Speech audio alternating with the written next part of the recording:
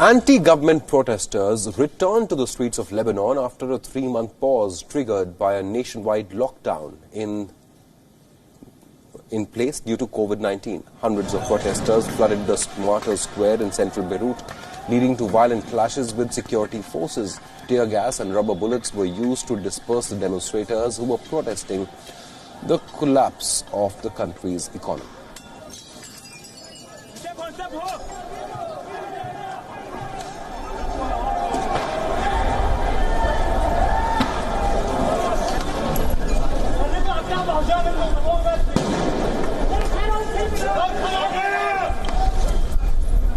Protesters hurled stones at the security forces. They torched vehicles and ransacked shops to send their message across for economic reforms. They're demanding jobs, medical care, the right to education and other basic human rights.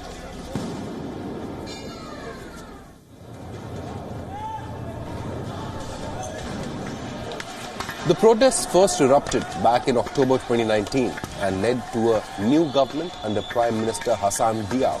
But many feel that the new government has been equally inept in handling the crisis.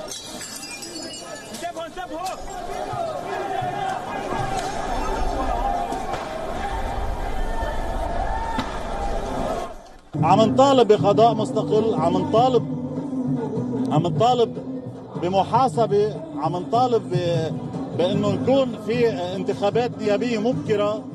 فكل هاي المطالبة اللي رفعناها من بداية 17 تشرين لهلا هيدا اللي مستمرين فيه، بمعزل عن انه والله قصة سلاح حزب الله. نحن مرفوض سلاح حزب الله لأن نحن عم نطالب الشرعية اللبنانية.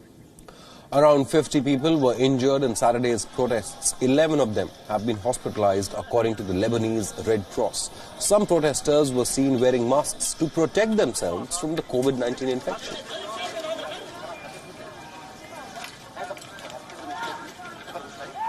The pandemic has in fact exposed the inefficiency of Lebanon's health system.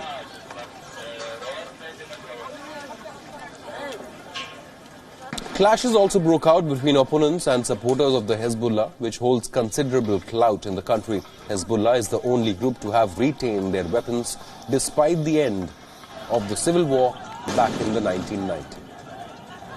Some protesters feel that only the state must have the authority to stockpile weapons. At one point, security forces had to make a human chain to separate pro- and anti-Hezbollah factions.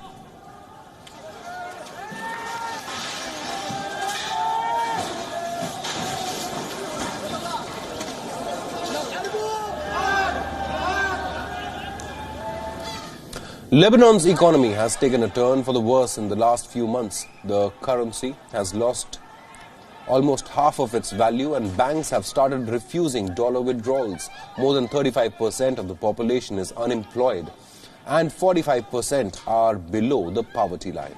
The country's debt has soared to almost 170% of the GDP. The government is currently negotiating with the International Monetary Fund for billions of dollars in aid.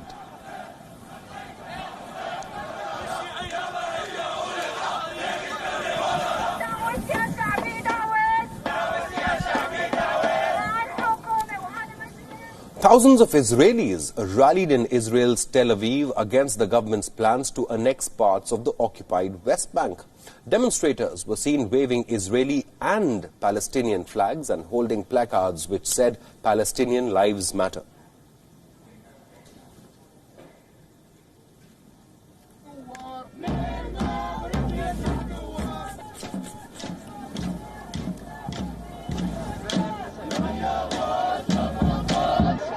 Now, these protests were originally forbidden by the police due to fears over the coronavirus, but were later given a green light.